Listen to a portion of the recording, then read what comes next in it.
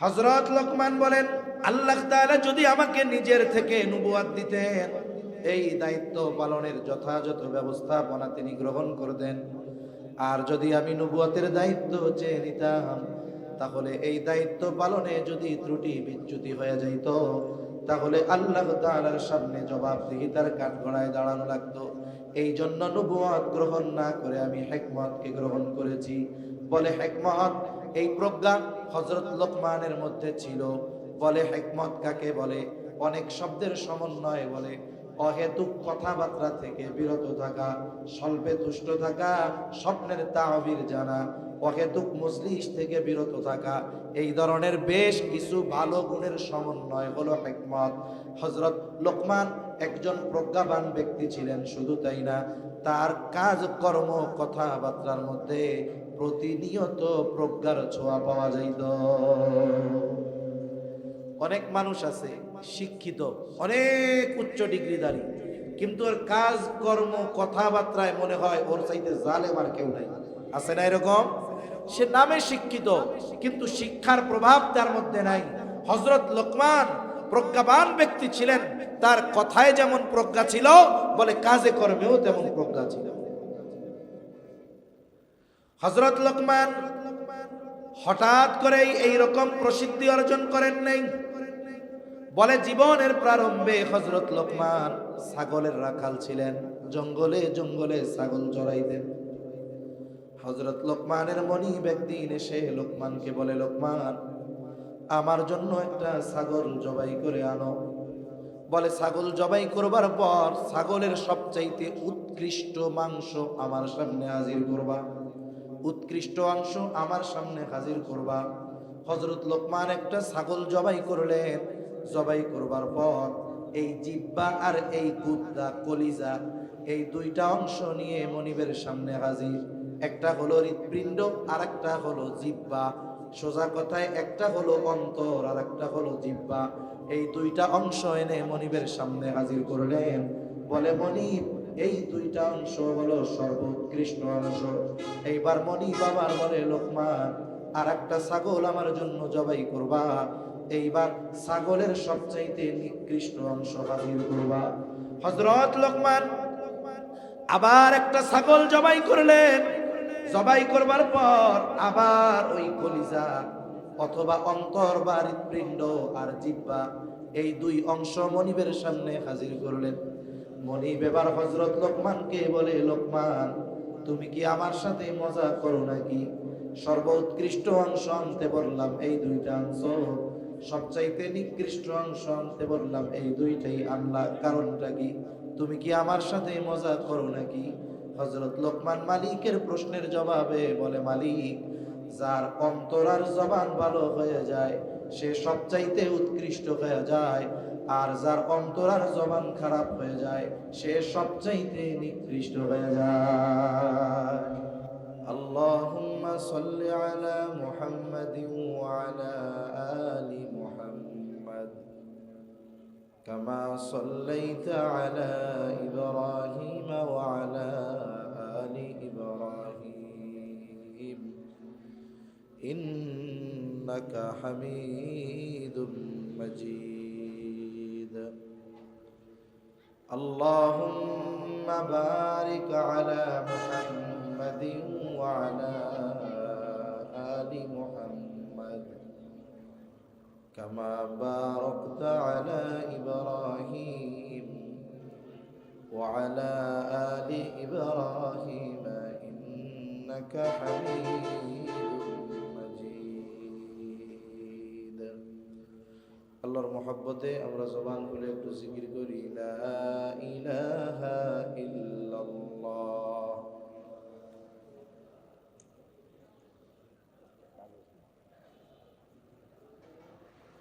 ইল্লাল্লাহ, লা ইলাহা ইল্লাল্লাহ। একটু জবান খুলে জিকির করি না, লা ইলাহা ইল্লাল্লাহ।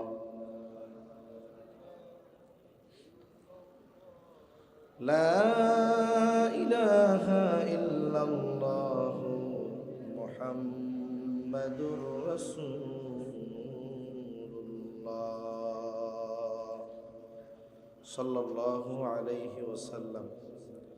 আলহামদুলিল্লাহ, ঐতিহ্যবাহী ময়মনসিংহ জেলার অন্তর্গত ত্রিশাল পৌরসভাধীন নিয়ামতিয়া হাফিজিয়া মাদ্রাসার উদ্যোগে আয়োজিত আজকের এই ইসলামী মহাসম্মেলনের সম্মানিত শ্রদ্ধেয় সভাপতি শেখুল হাদিস আল্লামা আহমদ আলী সাহেব বারাকাল্লাহু ফি হায়াতি, সকলে বলি আমিন।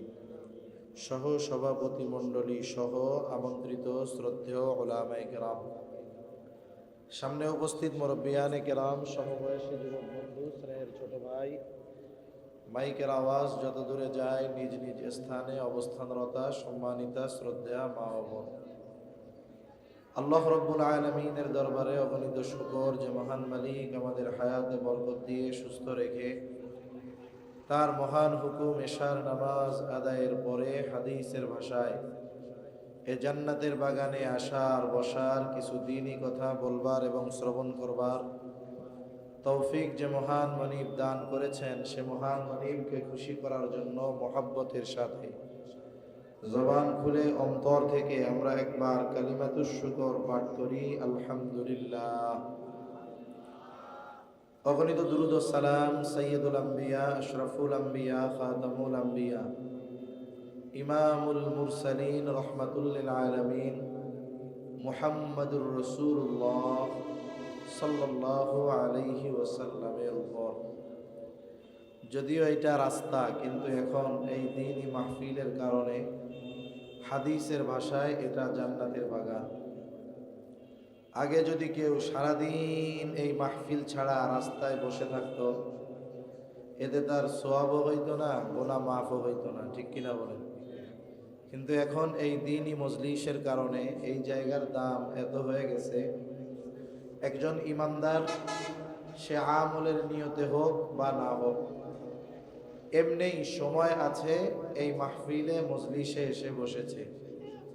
শুধুমাত্র এই বসার কারণে আল্লাহ তাআলা তার সগীরা গুনাহগুলো মাফ করে দেন। সুবহানাল্লাহ, কেমন এক দামি মজলিস! যারা আসতে পেরেছে, বসতে পেরেছে, মূলত এরা সৌভাগ্যবান। মাইকের আওয়াজ অনেক দূরে যায়, ওয়াজ শোনা যায়, আওয়াজ শোনা যায়, কিন্তু মাহফিলের ময়দানে বসে যে বরকত রহমত পাওয়া যায় সেটা অন্য জায়গায় কি পাওয়া যায় নাকি? কারণ হাদিসের মধ্যে আসছে, লম্বা হাদিস, এই ধরনের দ্বীনি মজলিস যেই জায়গাতে হয় চারদিক দিয়ে ফেরেশতারা ঘিরে দাঁড়িয়ে যায়, এবং মধ্যবর্তী যে ফাঁকা জায়গা মানে ফেরেশতাদের বেষ্টনীর ভিতরে যারা থাকে, হাদিসের মধ্যে আসছে তাদের উপরে সাকিনা বর্ষিত হয়, আল্লাহ তাআলার বিশেষ রহমত বর্ষিত হতে থাকে। সুবহানাল্লাহ। শুধু তাই না, দুনিয়ার মধ্যে এই দ্বীনি মজলিসকে বলা হয়েছে সর্বোত্তম মজলিস। যেমন সর্বোত্তম জায়গা হলো মসজিদ, অনুরূপভাবে সর্বোত্তম মজলিস হলো এই ধরনের দ্বীনি মজলিস। এজন্য আমরা যেখানেই দেখব ওয়াইজকে, মেহমানকে, বক্তাকে, বিষয় এটা নয়। বিষয় হলো যখনই দেখব যে কোনো দ্বীনি মজলিসে বসার একটু সুযোগও আমার আছে, আমরা ওই মজলিসগুলোতে কিছু সময় হলেও ব্যয় করব। লাভ কি? বলে, 1 নাম্বার সগীরা গুনাহ মাফ হবে, 2 নাম্বার যেই জায়গায় বসা হবে ওই জায়গা কিয়ামতের দিন আমার ব্যাপারে ভালো কাজের সাক্ষ্য দিবে, 3 নাম্বার বলে যেই সময়টুকু বসা হবে ওই সময়ও কিয়ামতের দিন আমার পক্ষে সাক্ষ্য দিবে। সুবহানাল্লাহ। তাহলে একটু চিন্তা করে দেখেন, দ্বীনি মজলিসে বসলে এই লাভগুলো অটোমেটিকলি হয়ে যায়। আর যদি কেউ বসে কিছু কথা শুনে আমল করে, তাহলে সে তো আশা করা যায় এর দ্বারা জীবনের গতিপথ পরিবর্তন হয়ে সে জান্নাতের পথের পথিক হয়ে যেতে পারে, ঠিক কিনা বলেন? এজন্য আমরা এই ধরনের দ্বীনি মজলিসগুলোতে বসার চেষ্টা করব। এই অপারেটরকে এদিকে আসো, এদিকে আসো, তুমি এদিকে আসো, বলে দিতেছি কি করবা। তা এই ধরনের মজলিসগুলোতে আমরা এই জন্য যখনই সুযোগ হয়, সময় হয়, বসার চেষ্টা করব। আল্লাহ তৌফিক দান করে। আওয়াজ দূরের থেকে টানে না, পাশে গেলে কথা নেই। আর ইকো কমাও, ইকো কমায় শুনো, রিভার্ব দিবা হালকা, দিলে দিয়ে আওয়াজটা পুরো ছেড়ে দিবা, টন টন করবে আওয়াজ। ঠিক আছে, এভাবে করো। তা আমি আপনাদের খেদমতে পবিত্র কোরআনুল কারীমের প্রসিদ্ধ একটি সূরা সূরা লোকমান থেকে 2টা আয়াত তিলাওয়াত করেছি। যদি আমার সময় কুলায় তাহলে আমি বাকি বিষয়গুলো সংক্ষিপ্ত সারেও আলোচনা করব ইনশাআল্লাহ। যেই সূরা থেকে তিলাওয়াত করেছি সেই সূরার নাম হলো সূরা লোকমান। সূরার নাম কি বলেন? সূরা লোকমান। লোকমান কে ছিলেন? কোরআনুল কারীমে আল্লাহ তাআলা হযরত লোকমানের পরিচয় প্রদান করেছেন। 1 নাম্বার, তিনি একজন শুকরগুজার বান্দা ছিলেন। 2 নাম্বার, তিনি একজন প্রজ্ঞাবান ব্যক্তি ছিলেন। শুকরগুজার, প্রজ্ঞাবান, হিকমত সম্পন্ন একজন ব্যক্তি ছিলেন তিনি। হযরত লোকমান হযরত দাউদ আলাইহিস সালাতু ওয়াস সালামের আগে, নবুয়তির আগে হযরত লোকমান মানুষের মধ্যে ফতোয়া দিতেন, মাসলা মাসাইল বর্ণনা করতেন। যেহেতু তাফসীরের মধ্যে এসেছে তিনি নবী ছিলেন না, যখন কোথাও কোনো এলাকায় কোনো নবী চলে আসে, নবুয়ত প্রাপ্ত হন, ওই এলাকার যত আলেম থাকুক না কেন, নবীর নবুয়তির সামনে তার ইলম তখন মানুষের জন্য যতটা উপকারী হয়, বলে তখন ওই নবী ওই এলাকার মানুষের জন্য মাসলা মাসাইল এবং ফতোয়া যা প্রয়োজন ওই নবী ওইগুলো প্রদান করেন। দাউদ আলাইহিস সালামের নবুয়তের আগ পর্যন্ত হযরত লোকমান ফতোয়া দিতেন, মাসলা মাসাইল বর্ণনা করতেন। হযরত লোকমান, আল্লাহ সুবহানাহু ওয়া তাআলা ওনার ব্যাপারে বলেন, ওয়ালাকাদ আতাইনা লুকমানাল হিকমাতা আনিশকুর লিল্লাহ।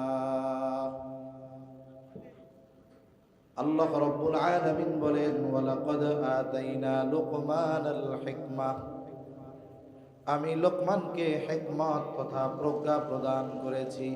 এই আওয়াজ বাড়ান, এই আওয়াজ টনটন করো, আরো আওয়াজ ছাড়ো, আওয়াজ বেশ কমাও, ভোকাল কমাও, আওয়াজ টনটন করো। এক কথা এতবার বলা লাগে নাকি? ওয়ালাকাদ আতাইনা লুকমানাল হিকমাতা আনিশকুর লিল্লাহ। আল্লাহ রাব্বুল আলামিন বলেন, আমি লোকমানকে হিকমত প্রদান করেছি, প্রজ্ঞা দান করেছি। তাফসীরের মধ্যে এসেছে হযরত লোকমানের সামনে 2টো জিনিস তুলে ধরা হয়েছে, 2টো থেকে একটা বেছে নেওয়ার সুযোগ দেওয়া হয়েছে। একটা হলো নবুয়ত আর একটা হলো হিকমত। হযরত লোকমান নবুয়তকে গ্রহণ না করে তিনি হিকমতকে গ্রহণ করেছেন। প্রশ্ন করা হলো, লোকমান, নবুয়তের মতো গুরুত্বপূর্ণ মর্যাদাপূর্ণ বিষয় গ্রহণ করবার সুযোগ থাকার পরেও আপনি কেন হিকমতকে গ্রহণ করেছেন, নবুয়তকে গ্রহণ করেন নাই? কারণ প্রত্যেকটা নবী পরিপূর্ণ হিকমতওয়ালা। আপনি যদি নবুয়ত গ্রহণ করতেন, সম্মানজনক পদ সাথে সাথে হিকমতও পেয়ে যাইতেন। হযরত লোকমান জবাবে বললেন, শোনো, আল্লাহ তাআলা যদি আমাকে নিজের থেকে নবুয়ত দেওয়ার ইচ্ছা পোষণ করতেন, তাহলে আমাকে 2টো থেকে একটা বেছে নেওয়ার সুযোগ দিতেন না, সরাসরি তিনি আমাকে নবুয়ত প্রদান করতেন এবং ওই নবুয়তের জিম্মাদারি পালনের জন্য যত ব্যবস্থাপনা গ্রহণ করা দরকার সব ধরনের ব্যবস্থাপনা যিনি গ্রহণ করতেন তিনি কে? তাহলে একটা হলো দায়িত্ব দেওয়া আর একটা হলো দায়িত্ব বেছে নেওয়া। বলেন তো 2টা সমান নাকি? মাথা নাড়াইয়েন না, মুখ দিয়া কর, 2টা কি সমান? 2টা সমান না। কারণ কোন দায়িত্ব যদি আমি আপনাদের কাছ থেকে জোর করে চাইয়া নেই, যদি বলি যে এই দায়িত্বটা আমাকে দেন, আমাকে দেন, আমাকে দেন, এখন যদি ওই চেয়ে নেওয়া দায়িত্ব পালন করতে আমি ব্যর্থ হয়ে যাই, আপনারা সবাই মিলে আমাকে বলবেন, হুজুর আপনার কাজ এই দায়িত্ব নেওয়া না, আপনার কাজ হলো মসজিদে ইমামতি করা, মাদ্রাসায় পড়ানো, ওয়াজ করা। আপনি নিজের থেকে যে দায়িত্ব নিছেন পালন করতে পারলেন না।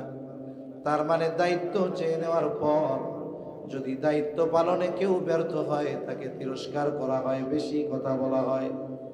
আর যদি কেউ দায়িত্ব আমার উপরে জোর করে চাপায়া দেয়, বলে হুজুর আপনি দায়িত্ব নেন, আমরা আপনার সাথে আছি, কোনো টেনশন নাই, আল্লাহ না করুন ওই দায়িত্ব পালনে আমি যদি অকৃতকার্য হই, আপনারা কিছু বলার আগে আমি জোর গলায় বলবো আমারে জোর করে দায়িত্ব দিছেন কেন। তার মানে দায়িত্ব চেয়ে নেওয়ার পরে যদি কেউ দায়িত্ব পালনে ব্যর্থ হয় তাকে তিরস্কার করা হবে। আর যদি দায়িত্ব চাপায়া দেওয়া হয় তখন ওই দায়িত্ব পালনে অন্যান্যরা সহযোগিতা করে। হযরত লোকমান বলেন, আমি যদি নবুয়তের দায়িত্ব নিজের থেকে গ্রহণ করতাম, যদি ওই দায়িত্ব পালনে কোনো ত্রুটি বিচ্যুতি হয়ে যাইত, তাহলে আল্লাহ তাআলার দরবারে আমাকে জবাবদিহিতার কাঠ গড়ায় দাঁড়ানো লাগতো। আর যদি আল্লাহ তাআলা নিজের থেকে দায়িত্ব দিতেন নবুয়তের দায়িত্ব, তাহলে ওই দায়িত্ব পালনে যত ব্যবস্থাপনা দরকার সব ধরনের ব্যবস্থাপনা যিনি গ্রহণ করতেন তিনিকে। যেমন যখন আল্লাহ তাআলা কাউকে নবুয়ত দেন, ওই দায়িত্ব পালনের ব্যবস্থাও আল্লাহ তাআলা নেন। একটা উদাহরণ দিই। প্রথম দিকে যখন ওহী নাজিল হয় রাসূলুল্লাহ সাল্লাল্লাহু আলাইহি ওয়াসাল্লামের উপরে, ওহী যখন নাজিল হতো নবীজি চিন্তিত হয়ে যাইতেন যে আমি যদি এই ওহী যেগুলো আমাকে তিলাওয়াত করে জিবরাইল আলাইহিস সালাম শোনাচ্ছেন যদি ভুলা যাই, যদি কোনোটা ছুটে যায়, যদি আমি সবগুলোকে জমা না করতে পারি, এই টেনশনে নবীজি কি করতেন, জিবরাইল আলাইহিস সালাম পড়া শোনাইতেন, জিবরাইল আলাইহিস সালামের পড়া শুনতেন, আর যেটা শুনতেন ওইটা মুখ দিয়া বিড়বিড় করে পড়তে থাকতেন, জবান নাড়াইতেন। কান দিয়া শোনে আর জবান দিয়া কি পড়ে। বলেন তো স্বাভাবিকভাবে আমি যদি কান দিয়া শুনি আর মুখ দিয়া পড়ি, শুধু শুনলে যতটুকু একাগ্রতার সাথে শ্রবণ করা যাইতো, আমি যদি পড়ি আর শুনি ওই রকম একাগ্রতার সাথে শ্রবণ করা যাবে? যাবে না। কিন্তু নবী কেন মুখ দিয়ে পড়ে, কান দিয়ে শোনে আর মুখ দিয়ে পড়ে, আল্লাহ তো ভালো জানে। নবীজি চিন্তা করতেছেন এটা পড়ে আমি আত্মস্থ করে ফেলি, কারণ যদি কোনোটা ছুটা যায় এজন্য করতেন।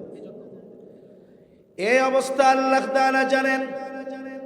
যেহেতু আল্লাহ তাআলা আমার আপনার নবীকে নবুয়ত দিয়েছেন, নবুয়তের জিম্মাদারি পালনের দায়িত্বের ব্যবস্থাপনাও আল্লাহ তাআলা করবে। এই জন্য আল্লাহ তাআলা ওহী নাজিল করে জানায় দেন, লা তুহাররিক বিহি লিসানাকা লিতা'জালা বিহি ইন্না আলাইনা জামআহু ওয়া কুরআনা ফাইযা ক্বরা'নাহু ফাত্তাবি' কুরআনা সুম্মা ইন্না আলাইনা বায়ানা। আল্লাহ রাব্বুল আলামিন বলেন, লা তুহাররিক বিহি লিসানাকা লিতা'জালা বিহি, ও আমার হাবিব আপনি তাড়াহুড়ো করে আপনার জবানকে আপনি বারবার আওড়াবেন না, নড়াচড়া করবেন না।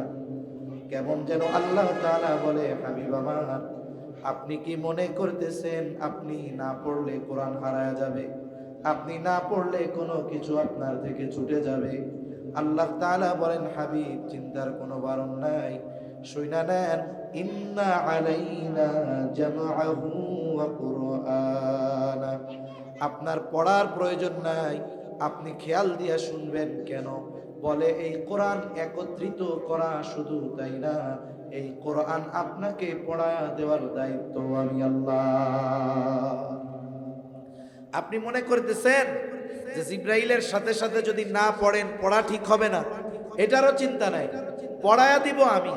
আবার চিন্তা করতেছেন যদি মুখস্থ না করি হারায়া যাবে।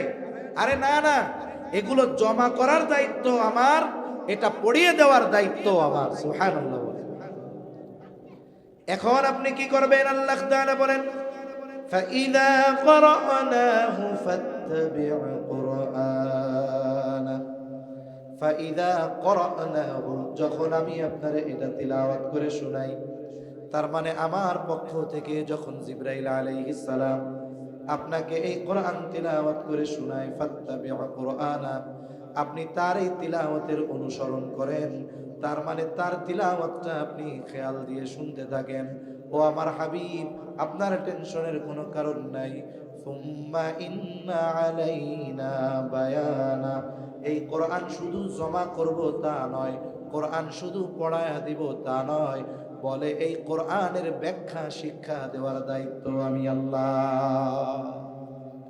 তাহলে দেখুন, কোরআন সংরক্ষণের দায়িত্ব নিছেন কে?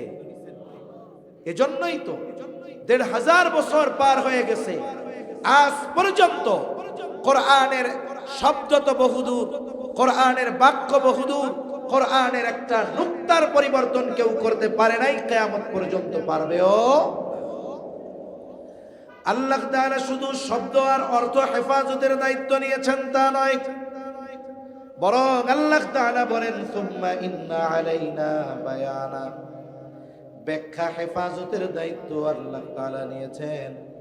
এই জন্য কোরআনের ব্যাখ্যা, কোন জালেম যদি কোরআনের অপব্যাখ্যা করে, যেই ব্যাখ্যা হাদিসের সাথে সাংঘর্ষিক, সাহাবা ইকরামের কথার সাথে সাংঘর্ষিক, বলে তাবেঈনদের সাথে সাংঘর্ষিক, এই অপব্যাখ্যা যদি কেউ পৃথিবীর মধ্যে করে, আহলে হক উলামা ইকরাম যারা আছে, অপব্যাখ্যাকারীর ওই অপব্যাখ্যার বিরুদ্ধে প্রতিবাদ করে কি করে না? কোরআন পরিবর্তনের সুযোগ তো নাই, বলে কোরআনের ব্যাখ্যাকেও অপব্যাখ্যা করার সুযোগ নাই। কিভাবে হেফাজতের ব্যবস্থা আল্লাহ করেছেন? তা কোন কথার থেকে গেলাম, যে আল্লাহ তাআলা যাকে নবুয়ত দেন, তার নবুয়তের দায়িত্ব পালনের ব্যবস্থাপনা গ্রহণ করেন কে? জোরে বলেন, আরো জোরে বলেন কে? আল্লাহ। আল্লাহর নাম জোরে বলতে সমস্যা নাই তো? আচ্ছা, মনে করেন আমি তো অসুস্থ, গলা ভাঙ্গা, বুঝতে পারতেছেন, আপনারা একটু জোরে কইলে তাহলে আমি একটু উজ্জীবিত হব। আবার দেখেন, আল্লাহর নাম কইতে গিয়া যদি গলা ফাইটা কেউ মইরাই যায়, এর চাইতে সৌভাগ্যের আর কেউ কিছু হইতে পারে? যে তার জীবনের শেষ কথাই হইল আল্লাহ। হযরত লোকমান বলেন, আল্লাহ তাআলা যদি আমাকে নিজের থেকে নবুয়ত দিতেন, এই দায়িত্ব পালনের যথাযথ ব্যবস্থাপনা তিনি গ্রহণ করতেন। আর যদি আমি নবুয়তের দায়িত্ব চেয়ে নিতাম, তাহলে এই দায়িত্ব পালনে যদি ত্রুটি বিচ্যুতি হয়ে যাইত, তাহলে আল্লাহ তাআলার সামনে জবাবদিহিতার কাঠগড়ায় দাঁড়ানো লাগতো। এই জন্য নবুয়ত গ্রহণ না করে আমি হিকমতকে গ্রহণ করেছি। বলে হিকমত, এই প্রজ্ঞা হযরত লোকমানের মধ্যে ছিল। বলে হিকমত কাকে বলে? অনেক শব্দের সমন্বয় বলে। অহেতুক কথাবার্তা থেকে বিরত থাকা, স্বল্পে তুষ্ট থাকা, স্বপ্নের তাবির জানা, অহেতুক মজলিস থেকে বিরত থাকা, এই ধরনের বেশ কিছু ভালো গুণের সমন্বয় হলো হিকমত। হযরত লোকমান একজন প্রজ্ঞাবান ব্যক্তি ছিলেন, শুধু তাই না, তার কাজ কর্ম কথাবার্তার মধ্যে প্রতিনিয়ত প্রজ্ঞার ছোঁয়া পাওয়া যাইত। অনেক মানুষ আছে শিক্ষিত, অনেক উচ্চ ডিগ্রিধারী, কিন্তু ওর কাজ কর্ম কথাবার্তায় মনে হয় ওর চাইতে জালেম আর কেউ নাই। আছে না এরকম? সে নামে শিক্ষিত, কিন্তু শিক্ষার প্রভাব তার মধ্যে নাই। হযরত লোকমান প্রজ্ঞাবান ব্যক্তি ছিলেন, তার কথায় যেমন প্রজ্ঞা ছিল, বলে কাজে কর্মেও তেমন প্রজ্ঞা ছিল। হযরত লোকমান হঠাৎ করেই এইরকম প্রসিদ্ধি অর্জন করেন নাই। বলে জীবনের প্রারম্ভে হযরত লোকমান ছাগলের রাখাল ছিলেন, জঙ্গলে জঙ্গলে ছাগল চরাইতেন। হযরত লোকমানের মনিব একদিন এসে লোকমানকে বলে, লোকমান, আমার জন্য একটা ছাগল জবাই করে আনো। বলে ছাগল জবাই করবার পর ছাগলের সবচাইতে উৎকৃষ্ট মাংস আমার সামনে হাজির করবা, উৎকৃষ্ট অংশ আমার সামনে হাজির করবা। হযরত লোকমান একটা ছাগল জবাই করলেন। জবাই করবার পর এই জিহ্বা আর এই গুদ্দা, কলিজা, এই দুইটা অংশ নিয়ে মনিবের সামনে হাজির। একটা হলো হৃৎপিণ্ড আর একটা হলো জিহ্বা। সোজা কথায় একটা হলো অন্তর আর একটা হলো জিহ্বা। এই দুইটা অংশ এনে মনিবের সামনে হাজির করলেন। বলে, মনিব, এই দুইটা অংশ হলো সর্বোৎকৃষ্ট অংশ। এইবার মনিব আবার বলে, লোকমান, আর একটা ছাগল আমার জন্য জবাই করবা। এইবার ছাগলের সবচাইতে নিকৃষ্ট অংশ হাজির করবা। হযরত লোকমান আবার একটা ছাগল জবাই করলেন। জবাই করবার পর আবার ওই কলিজা অথবা অন্তর বা হৃৎপিণ্ড আর জিহ্বা, এই দুই অংশ মনিবের সামনে হাজির করলেন। মনিব এবার হযরত লোকমানকে বলে, লোকমান, তুমি কি আমার সাথে মজা করো নাকি? সর্বোৎকৃষ্ট অংশ আনতে বললাম, এই দুইটা আনছো। সবচাইতে নিকৃষ্ট অংশ আনতে বললাম, এই দুইটাই আনলা। কারণটা কি? তুমি কি আমার সাথে মজা করো নাকি? হযরত লোকমান মালিকের প্রশ্নের জবাবে বলে, মালিক, যার অন্তর আর জবান ভালো হয়ে যায় সে সবচাইতে উৎকৃষ্ট হয়ে যায়, আর যার অন্তর আর জবান খারাপ হয়ে যায় সে সবচাইতে নিকৃষ্ট হয়ে যায়। হযরত লোকমানের কাজের মধ্যে যেমন হিকমত, কথার মধ্যেও হিকমত ছিল। আল্লাহ তাআলা সেই কথা বলেন, আমি হযরত লোকমানকে হিকমত নামক নিয়ামত দান করেছি। এই দুনিয়ায় শুধু টাকা পয়সা ধন দৌলত এগুলোই নিয়ামত না।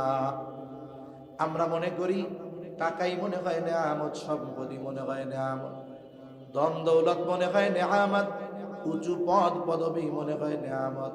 আইরে শুনেন, মানুষ যদি জ্ঞান অর্জন করতে পারে, ইলম পায়, বলে এইগুলা ধন দৌলতের চাইতে আরো বড় নিয়ামত। জ্ঞান, ইলম, এটা আরো বড় নিয়ামত। সুস্থতা নিয়ামত, একজন নেককার বিবি নিয়ামত, নেক সন্তান নিয়ামত। জ্ঞান, ইলম, এটা আরো বড় নিয়ামত। এখন এই জ্ঞান পাওয়ার পরে অনেকে অহংকারী হয় কি হয় না? বলে না, এই রে ও বেটা কি জানে, আমি ওর চাইতে আরো বেশি জানি। মনে রাখতে হবে, জ্ঞান, টাকা পয়সা, ধন দৌলত এগুলো নিয়ে অহংকারের কোনো কিছু নাই। বলেন তো, এই দুনিয়ায় বর্তমান সময় নমরুদের মতো, ফেরাউনের মতো, বুখতে নসরের মতো ক্ষমতাধর আছে নাকি? তাদের মতো ক্ষমতাধর নাই। কিন্তু আজকে তাদের ক্ষমতা কোথায় চলে গেছে? সেই জন্য ক্ষমতার অহংকার করে লাভ নাই। একটা সময় আসবে ক্ষমতা থাকবে না। কিন্তু যারা ক্ষমতাকে নিয়ামত মনে করেছে এরা অবাধ্য হয় নাই, বরং এদের নাম ইতিহাসের পাতায় স্বর্ণাক্ষরে লেখা আছে না? হযরত সুলাইমান আলাইহিস সালাম কেমন বাদশাহী ছিল! বাংলাদেশের মতো এক দেশের বাদশা ছিলেন উনি। রব্বি হাবলি মুলকান লা ইয়ানবাগি লিআহাদিন মিন বাদি। দোয়া করেছে, আল্লাহ আপনি আমারে এমন রাজত্ব দেন আমার পরে যা আর কাউরে দিবেন না। বলে গোটা পৃথিবীর রাজত্ব হযরত সুলাইমান আলাইহিস সালামকে দেওয়া হয়েছে। আরে উনি শুধু মানুষের ভাষা বুঝতেন না, উনি পশু পাখির ভাষা বুঝতেন। বাতাসকে ওনার আজ্ঞাবহ করে দেওয়া হয়েছিল। এত প্রভাব প্রতিপত্তির অধিকারী হওয়ার পরেও কোনদিন অহংকার করেন নাই সুলাইমান আলাইহিস সালাম। ইতিহাসের পাতায় স্বর্ণাক্ষরে কোরআনের পাতায় লেখা আছে। আর ফেরাউন ক্ষমতা পেয়েছে, অহংকারী হয়েছে। অবস্থা কেমন? মানুষ তাকে এত ঘৃণা করে, নমরুদকে ঘৃণা করে। বলে, অমুসলিম যদি কাউরেও বলা হয় যে তোর পোলার নামটা ফেরাউন রাখলে মাসে তোরে 500 কইরা দিব, রাখবে কেউ? আপনাদের এলাকার সবচেয়ে গরিব মানুষরা যদি কন তোর পোলার নাম একটু নমরুদ রাখ, মাসে 2000 টাকা কইরা বেতন দেওয়া হবে, কোনো সুযোগ নাই। বলে আল্লাহ তাআলা কারুনরে কত সম্পদ দিয়েছিল। কারুনের গোডাউনের চাবি বহন করার জন্য একদল সুঠাম দেহি শক্তিশালী যুবকের দরকার হইতো। বলে কারুনের গোডাউনের মধ্যে কি ছিল? বলে আমাদের দেশের মানুষের গোডাউনের মধ্যে থাকে চাল ডাল, এগুলা থাকে। আর কারুনের গোডাউনের মধ্যে ভরপুর ছিল স্বর্ণ। কোথায় কারুন? আসেনি? কেউ নাম রাখে কারুন? কেউ নাম রাখে না। এজন্য সম্পদের অহংকার করে লাভ নাই। বলে ইবলিস, হায়রে কত জ্ঞান ছিল, কত বড় আবেদ ছিল, আজকে কোথায়? আল্লাহ তাআলার লানত প্রাপ্ত হয়ে গেছে। এই জন্য মনে রাখতে হবে, আপনারে আল্লাহ জ্ঞান দিয়েছে। আপনি প্রকৃত জ্ঞানী তখনই প্রমাণিত হবেন যখন আপনার মধ্যে বিনয় পাওয়া যাবে। বলেন তো, যেই গাছে ফল বেশি ধরে ওই গাছ কি উপরে উঠে নাকি নিচের দিকে নামে? যেই গাছে আম বেশি ধরে, দেখেন না ওই যে চাপাই নবাবগঞ্জ ছোট ছোট গাছে আম ধরে, আম যখন ধরে একসাথে গাছ ঝুলা পড়ে। লিচু বেশি ধরলে ঝুলা পড়ে, বড়ই বেশি ধরলে নিচের দিকে ঝুলা পড়ে। বলে যার মধ্যে ইলম বেশি হয়, তার যদি বিনয় বেশি হয়, এটা তার জন্য কল্যাণকর। কারণ কি, এই বিনয়ের কারণে আল্লাহ তাআলা তার মর্যাদা আরো বাড়ায় দেয়। ঠিক কিনা বলেন? হযরত লোকমান প্রজ্ঞাবান ব্যক্তি ছিলেন, তবে অহংকারী ছিলেন না, শুকরগুজার ছিলেন। ওই জামানায় হযরত লোকমান প্রতিদিন তার বাড়ির সামনে লক্ষ লক্ষ হাজার হাজার মানুষের সামনে ওয়াজ করতেন। এখন তো ওয়াজ মাহফিল এটাকে আমরা গুরুত্বপূর্ণ মনে করি না। মনে না করার কারণও আছে ভাই, কিছু আত্মসমালোচনা করারও দরকার। মনে রাখবেন, আপনার মাথা ব্যথা হয়েছে এই জন্য মাথা কাটার সুযোগ আছে নাকি? জোরে বলেন। মাথা ব্যথা হয়েছে, মাথা কেটে ফেলবেন? ট্রিটমেন্ট করবেন। বাংলাদেশে যত ওয়াইজ আছে ওয়াজ করে, এ ময়দানে খেদমত যেহেতু আল্লাহ করা, আমরা তো প্রকৃত খবর জানি। হয়তো হাতে গোনা ৮-১০ জন আছে আলোচিত সমালোচিত ব্যক্তি। এই ৮-১০ জন ব্যক্তির জন্য অনেক মানুষ সামগ্রিকভাবে এই দ্বীনি মাহফিল গুলার ব্যাপারে খারাপ ধারণা পোষণ করে। এটা ঠিক না। আপনি ওই খারাপ কয়েকজন মানুষের জন্য এত বড় এক দ্বীনি খেদমত, দ্বীনি আনজামকে খারাপ কেন মনে করেন? আচ্ছা বলেন তো, উলামায়ে কেরাম, এই যে বিশেষ করে আমার আব্দুল মুমিন ভাই যাদেরকে দাওয়াত দিছে, আজকে যারা আছে উলামায়ে কেরাম, একজনও কি এরকম আছে নাকি ঠ্যাং চেয়ারের উপরে উঠাইয়া কইব আজকে খেলা দেখাবো? এরকম কেউ বলবে? এখানে যারা আছেন হযরত উলামায়ে কেরাম, পোস্টারের শুরু থেকে নিয়ে শাইখুল হাদিস আল্লামা আলী আহমদ সাহেব থেকে নিয়ে এরপরে যারা আছেন সকলে, আল্লামা আব্দুল আউয়াল সাহেব আছেন, বুজুর্গ মানুষ, কত বড় মুহাক্কিক আলেম বুজুর্গ, এই যে দাওয়াত দিছে, এনারা আইসা দিল খুইলা কথা বলবে, দ্বীনের দরদ নিয়ে কথা বলবে।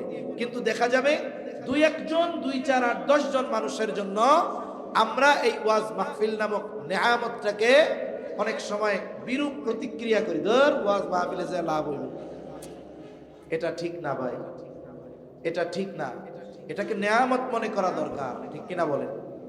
এখন তো কেন বললাম কথা, যে দেখেন কত সুন্দর সামিয়ানা প্যান্ডেল করে দিছে, যথাসাধ্য বসার ব্যবস্থা করা হয়েছে, লাইটিং আছে, ধুলাবালি না আসে, সুন্দর মতো সাইড দিয়ে পর্দা দিয়ে দিছে। এরপরেও উপস্থাপক এখন তো আসছেন আলহামদুলিল্লাহ, আপনারা অনেক মানুষ এসার পরে বারবার বলতেছে যে আপনারা আসেন, বসেন, দ্বীনি আলোচনা শুনেন। আসলে উনি যে ডাকতেছে আমার দুঃখ লাগতেছে। আহা, আমরা কতটা দ্বীন বিমুখ হয়ে গেছি যে আমাদের জন্য দ্বীনের কথা শোনানোর ব্যবস্থা করা হয়েছে। সারা রাত হবে না, হয়তো ২-৪ ঘন্টা হবে, ৫ ঘন্টা হবে, তাও হবে না। বলে আমি দ্বীনের ব্যাপারে এত উদাসীন যে কিছু দ্বীনি কথা নিজের ইচ্ছায় বসে আসে শুনবো, এই ইচ্ছা আমাদের হয় না। এই কারেন্ট আছে না গেছে? একটু জিকির করি, লা ইলাহা।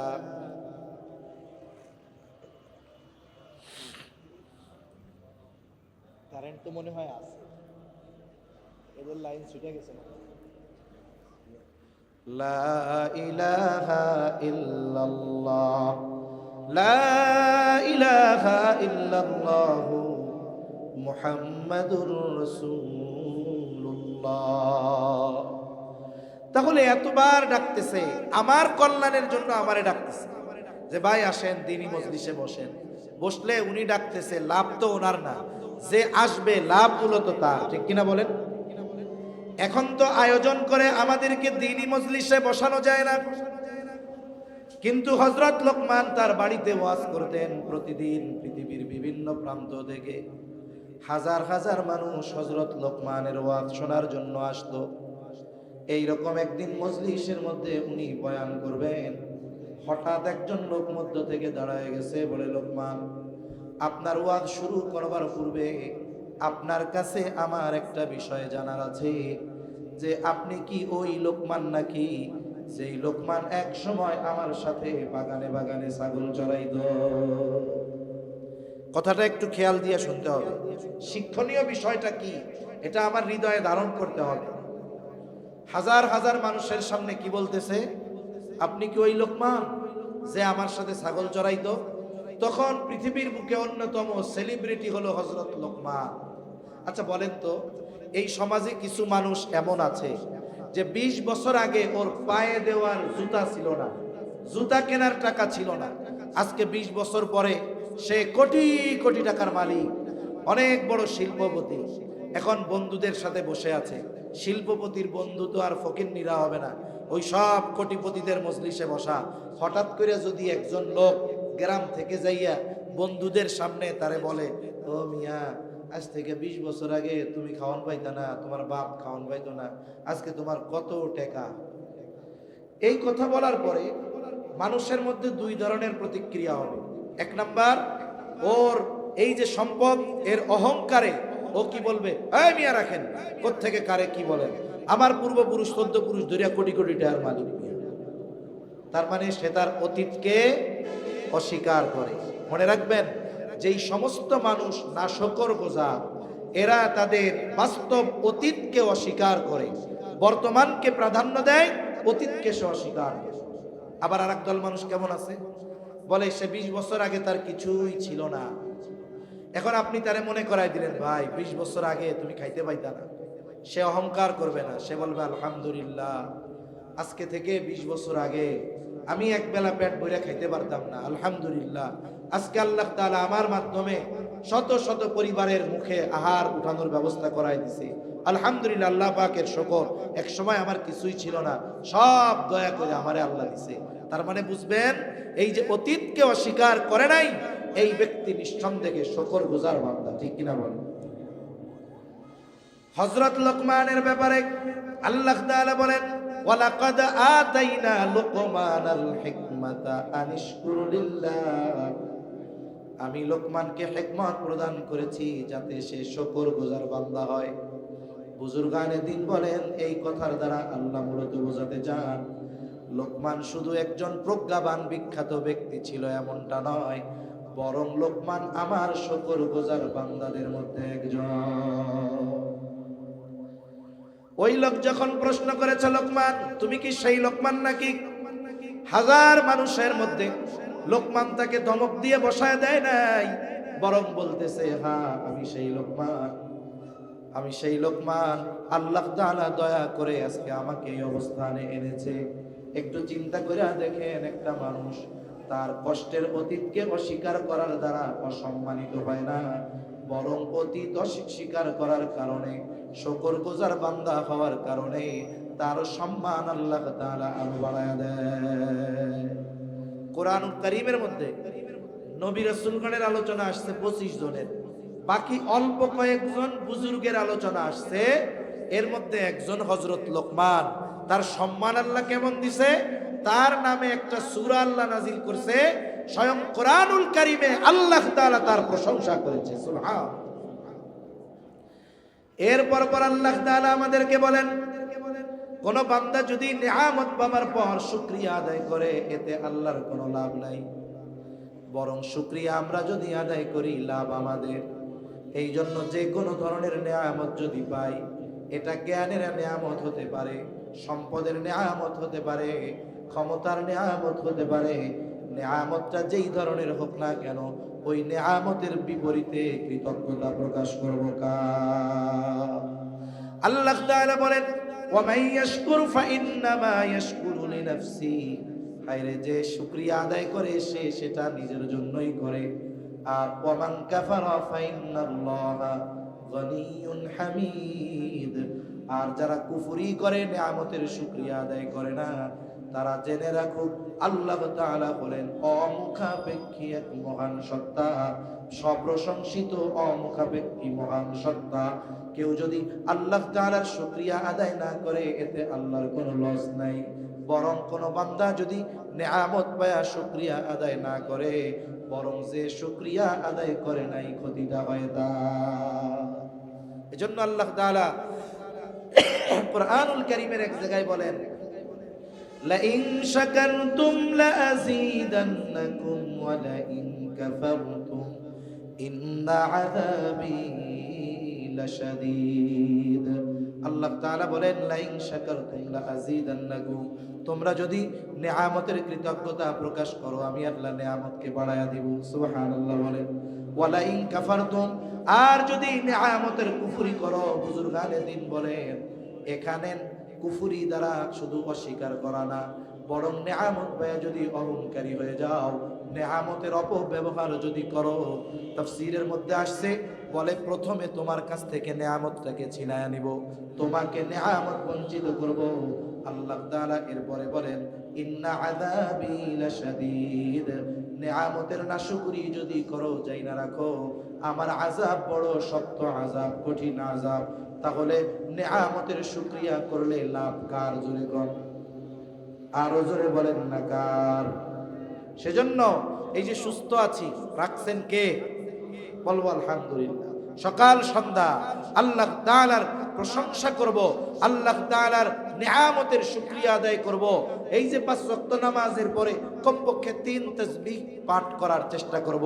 সুবহানাল্লাহ 33 বার, আলহামদুলিল্লাহ 33 বার, আল্লাহু আকবার 34 বার। সাথে সাথে কেউ যদি জিজ্ঞাসা করে কেমন আছো, আলহামদুলিল্লাহ আল্লাহ ভালো রাখছে। অসুস্থ থাকি আগে বলবো কি আলহামদুলিল্লাহ আল্লাহ ভালো রাখছে, তবে হয়তো একটু এই অসুস্থতার মধ্যে আছি, এটাও হয়তো আল্লাহ তাআলার পক্ষ থেকে নেয়ামত। এখন এই হযরত লোকমান, ওনার ব্যক্তিত্বটা কত উঁচু আল্লাহ তাআলা ওনার ব্যক্তিত্ব সম্পর্কে জানালেন। এরপরে হযরত লোকমান তার সন্তানদের কিছু গুরুত্বপূর্ণ উপদেশ দিয়েছে। এই উপদেশগুলোর খবর আল্লাহ তাআলা আমাদেরকে জানিয়েছেন। আমার সময় শেষ, 10 মিনিটের মধ্যে আমি মোটামুটি সবগুলা গুছায় নিয়ে আসবো একেবারে মূল কথায়। কেন বলে অনেক সময় ব্যক্তির পরিচয় যদি জানা যায় তার অল্প কথাই গুরুত্ব সহকারে শোনা হয়, আর যদি ব্যক্তিরে না চিনে 1 ঘন্টা ধরে বকর বকর করলেও তার কথায় কেউ গুরুত্ব দেয় না, ঠিক কিনা বলেন? এজন্য দেখেন আল্লাহ তাআলার সিস্টেম কি, আগে হযরত লোকমানের পরিচয় দিছে যে তোমাদের হযরত লোকমানের সন্তানকে করা নসিহতগুলো শুনাইতেছি। লোকমান সাধারণ ব্যক্তি না, বলে লোকমান হলো প্রজ্ঞাবান ব্যক্তি, জ্ঞানী ব্যক্তি। কে বলতেছে? আল্লাহ বলতেছেন জ্ঞানী ব্যক্তি। তাইলে এই জ্ঞান কত গভীর জ্ঞান। আর এই লোকমান কেমন বান্দা জানো? বলে সে আমার শকরগুজার বান্দাদের একজন। শোনো এই লোকমান তার সন্তানদের কি উপদেশ দিয়েছে। 1 নাম্বার, হযরত লোকমান তার সন্তানদের উপদেশ দিচ্ছে, একজন মুসলমান মুমিন পিতা হিসাবে এই সন্তানকে উপদেশগুলো দেওয়া দরকার আমাদেরও। এই উপদেশগুলো সন্তানদেরও আমাদেরকে দেওয়া দরকার। বলে 1 নাম্বার, ঈমান বা তাওহীদের ব্যাপারে সন্তানকে পরিচয় করায়া দিচ্ছে। হযরত লোকমান সন্তানকে ওয়াজ করতেছে। হযরত আল্লাহ তাআলা বলেন وَإِذْ قَالَ لُقْمَانُ لِابْنِهِ وَهُوَ يَعِظُهُ يَا بُنَيَّ لَا تُشْرِكْ بِاللَّهِ। হযরত লোকমান وَإِذْ قَالَ لُقْمَانُ لِابْنِهِ وَهُوَ يَعِظُهُ, যখন লোকমান তার সন্তানকে বলতেছে, ওয়াজ করতেছে, وَهُوَ يَعِظُهُ, মনে রাখবেন ওয়াজ শব্দের অর্থ কি? বলে নসিহত করা। ওয়াজের ভাষা হয় নরম দিল থেকে আসে। বলে আরেক দিলের মধ্যে এই কথার আসর পড়ে, প্রভাব পড়ে। মনে করেন আপনি আপনার এক দেয়ালের মধ্যে যদি শক্ত 1 খণ্ড কাদা ফিয়া মারেন, মাটির চাক, বলেন তো ওইটা দেয়ালের সাথে লাগবে নাকি ফিরে আসবে? জোরে কোন নাকি হবে? কিন্তু আপনি যদি নরম পেক কাদা, যারে বলে নরম কাদা, এই নরম কাদা যদি কোনো দেয়ালে নিক্ষেপ করেন, বলে কাদা দেয়ালের সাথে লেগে যাবে। বলে ওয়াজের ভাষা হওয়া দরকার কিছু ক্ষেত্রে নরম। নরম ভাষায় হলে কি হয়? বলে হৃদয় থেকে যখন নরম কথা আসে, ওই কথাটা হৃদয়ের সাথে সাথে সাথে লেগে যায়।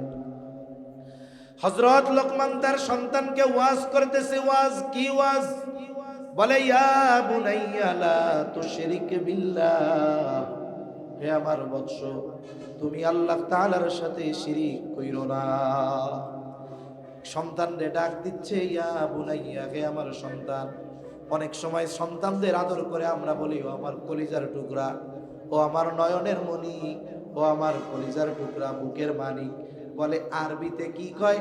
আরবিতে আবেগ দরদ নিয়ে ডাক দেয় ইয়া বুনাইয়া, হে আমার সন্তান, লা তুশরিক বিল্লাহ, তুমি আল্লাহ তাআলার সাথে শিরিক কইরো না।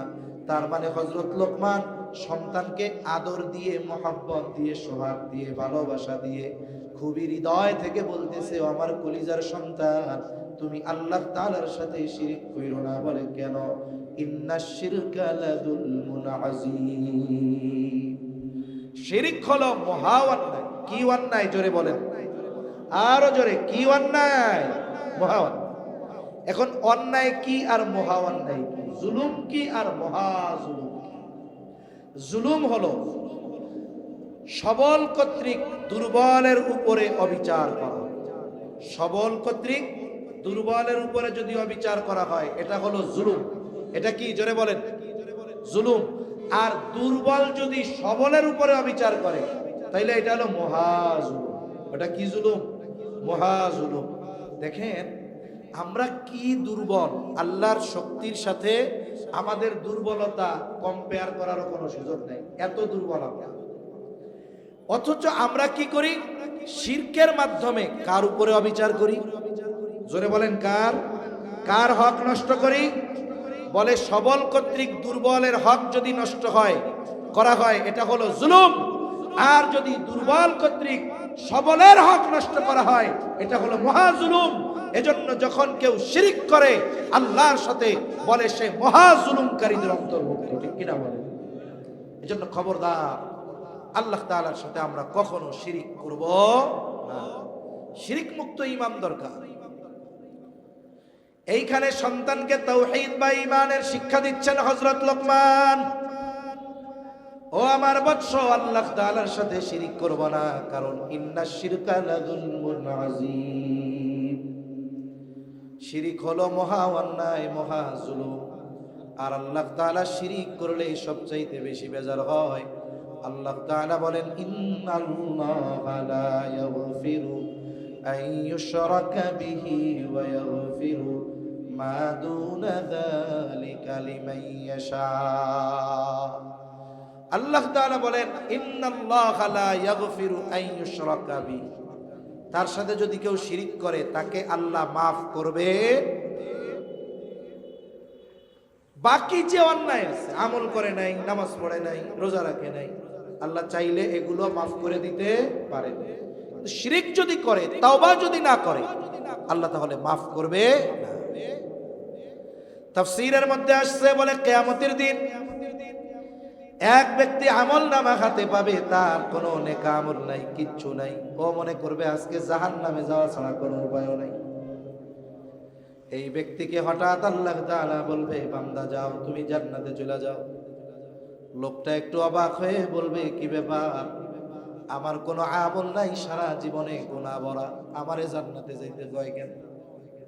আল্লাহ তাআলা বলে, বান্দা যাও। ওই বান্দার জানতে মন চাইবে কোন আমলের কারণে সে জান্নাতি হচ্ছে। আল্লাহ তাআলা তাকে জানায় দিবে, বান্দারে, তুমি দুনিয়ায় হয়তো ইবাদত করতে পারো নাই, শয়তানের ধোঁকায় পড়ে গুনাহ করেছো, কিন্তু তুমি কোনোদিন আমার সাথে শিরিক করো নাই। শুধুমাত্র এই কারণে আমি আল্লাহ আজকে তোমাকে মাফ করে দিলাম। এজন্য শিরিক থেকে নিজে বাঁচবো, সন্তানদেরকেও শিরকি কর্মকাণ্ড থেকে বাঁচাবো, বলেন ইনশাআল্লাহ। মিয়া, যদি ঘরে আগুন লাগে, যদি ঘরের মধ্যে বাচ্চাটা থাকে, আপনি আগুনের পরোয়া না কইরা, পোড়ার ভয় না কইরা ঘরের মধ্যে ঢুকে বাচ্চারে বাঁচানোর চেষ্টা করবেন। আপনার সন্তান যদি শিরকের সাথে জড়িয়ে যায়, এই সন্তানকে তো জাহান্নামে যাওয়া লাগবে। আপনি দুনিয়ার আগুন থেকে বাঁচানোর জন্য চেষ্টা করলেন, সন্তানরে জাহান্নামের আগুন থেকে বাঁচানোর চেষ্টা করবেন না? তাহলে শিরিক নিজে করব না, সাথে সাথে আমার সন্তানদেরকে শিক্ষা দিব শিরকের সাথে যেন কখনো না জড়ায়। 2 নাম্বার, হযরত লোকমানের নসিহত মধ্যে আল্লাহ তাআলার কাছে কিছু কথা আছে, আমি আর ওই দিকে যাব না। 1 নাম্বার, হযরত লোকমান সন্তানকে শিক্ষা দিয়েছে ঈমানের বা তাওহীদের। 2 নাম্বার, আল্লাহ তাআলার কুদরত, ক্ষমতা কেমন। এইবার সন্তানকে বলে, ইয়া বুনাইয়া ইন্নাহা ইন তাকু মিসকালা হাববাতিন মিন খারদালিন ফাতাকুন ফি সখরাতিন আও ফিস সামাওয়াতি আও ফিল আরদি ইয়াতি বিহাল্লাহ। বুজুর্গানে দিন বলেন, এখানে আকীদার শিক্ষা আছে, আল্লাহ তাআলার ক্ষমতার শিক্ষা আছে। বলে আল্লাহ তাআলার ক্ষমতা কেমন?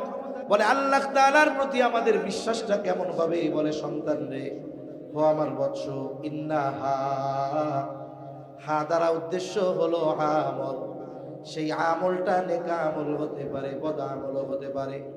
বলে সন্তান রে, ইয়া বুনাইয়া ইন্নাহা ইন তাকু, যেই আমলটা তুমি করেছো, যেই আমলটা তুমি করেছো, মিসকালা হাব্বাতিন মিন খারদাল, যেই আমলটার পরিমাণ হলো একটা সরিষা দানা পরিমাণের মতো, এতটুকু আমল যেটা তুমি করেছো, ওই আমলটা যদি তুমি ফাতাকুম ফি সাখরা, যদি কোনো পাথরের মধ্যে করে থাকো, আও ফিস সামাওয়াত, আসমানেও যদি করে থাকো, আও ফিল আরদ, জমিনেরও যদি কোথাও করে থাকো, ইয়াতি বিহাল্লাহ, তোমার ওই আমলটা যিনি হাজির করবেন তিনি কে?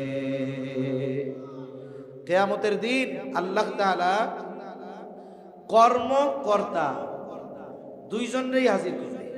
শুধু আমারে হাজির করবে তা না, আমার কৃত সব কর্ম আল্লাহ তাআলা সেদিন হাজির করবে। তাহলে এই আয়াতের তাফসিরে হযরত আনাস রাদিয়াল্লাহু তাআলা আনহু থেকে একটা বর্ণনা আসছে যে নবীজি বলেন, যদি কেউ এমন পাথরের মধ্যে আমল করে যেই পাথরের মধ্যে ঢোকার ব্যবস্থাও নাই, বের হওয়ারও ব্যবস্থা নাই, এই অসম্ভবকে কেউ যদি সম্ভব করে ওই পাথরের মধ্যে কোনো আমল করে, আমলটা যদি সরিষা দানা পরিমাণ হয়, ওই আমল কিয়ামতে হাজির করবে কে? জোরে বলেন কে? আল্লাহ তাআলা হাজির করবে। হুজুর চলে আসছে, আলহামদুলিল্লাহ। তাহলে আমি আর আলোচনা লম্বা করব না, দুইটা বিষয় আমরা মনে রাখবো। শুনেন, আমরা সন্তানদেরকে মনে করি যে কোনো মতে লেখাপড়া শিখায়া বড় বানায়া টাকা পয়সা উপার্জনের মেশিন বানাইতে পারলেই হয়ে গেল, কাজ হবে না। সন্তানকে যদি বাস্তবিক অর্থে মুসলমান বানাতে না পারি, সন্তানের কামাই হয়তো দুনিয়ায় কামু, আখেরাতে এই সন্তানের কারণে অনেক ভালো পিতাকে জাহান্নামে যাওয়া লাগবে, ঠিক কিনা বলেন? এজন্য আমরা যদি আমাদের সন্তানদেরকে দ্বীন না শিখাই, মুসলমান না বানায়া যায়, জামানার যেই পরিবর্তন দ্রুততার সাথে হচ্ছে, দেখা যাবে 2 প্রজন্ম পর আর আল্লাহর নাম নেওয়ার মতো লোক থাকবে না। এজন্য সন্তানদেরকে আল্লাহর সাথে পরিচয় করায় দিব। কার সাথে? সাথে সাথে এই বিশ্বাস তার অন্তরে যদি ঢুকে যায় যে আমি সরিষা দানা পরিমাণ আমল যেখানেই করি না কেন আল্লাহকে ফাঁকি দেওয়ার উপায় নাই, এই বিশ্বাস যদি তার অন্তরে আমি আপনি গেঁথে দিতে পারি, তাহলে আশা করা যায় ওই সন্তান যেখানেই থাকুক না কেন, আমার চোখের আড়ালেই থাকুক না কেন, আল্লাহর ভয়ে ও পাপের কাছে ধাবিত হবে না, ঠিক কিনা বলেন? এজন্য হযরত লোকমানের সন্তানকে করা এই 2টি নসিহত নিয়ে আলোচনা করলাম। আল্লাহ সুবহানাহু ওয়া তাআলা আমাদের সন্তানগুলোকেও হযরত লোকমানের নসিহতের আলোকে গড়ে তোলার তৌফিক আল্লাহ দান করেন। সকলে বলি আমিন, আর জোরে বলি আমিন। আপনাদের 30 সালের কৃতি সন্তান মুফতি তুফাইল আহমদ বৈদরি সাহেব সারা দেশে বয়ান করে, মাশাআল্লাহ। হযরত চলে আসছে, এখন আলোচনা করবে। এরপরে আরো বিজ্ঞ সুবিজ্ঞ বুজুর্গ উলামায়ে কেরাম আলোচনা করবে। আল্লাহ সুবহানাহু ওয়া তাআলা মেহমান যারা আসছেন, যারা আসতেছেন, সবাইকে সালামতের সাথে পৌঁছায় দেন। নেয়ামতিয়া মাদ্রাসাকে আল্লাহ কবুল করেন, এই আয়োজন আল্লাহ কবুল করেন, শ্রোতাদেরকে আল্লাহ তাআলা কবুল করেন, বলনেওয়ালা সকলকে আল্লাহ তাআলা কবুল করেন। আমিন। ওয়া আখিরু দাওয়ানা আনিল হামদুলিল্লাহি রাব্বিল আলামিন।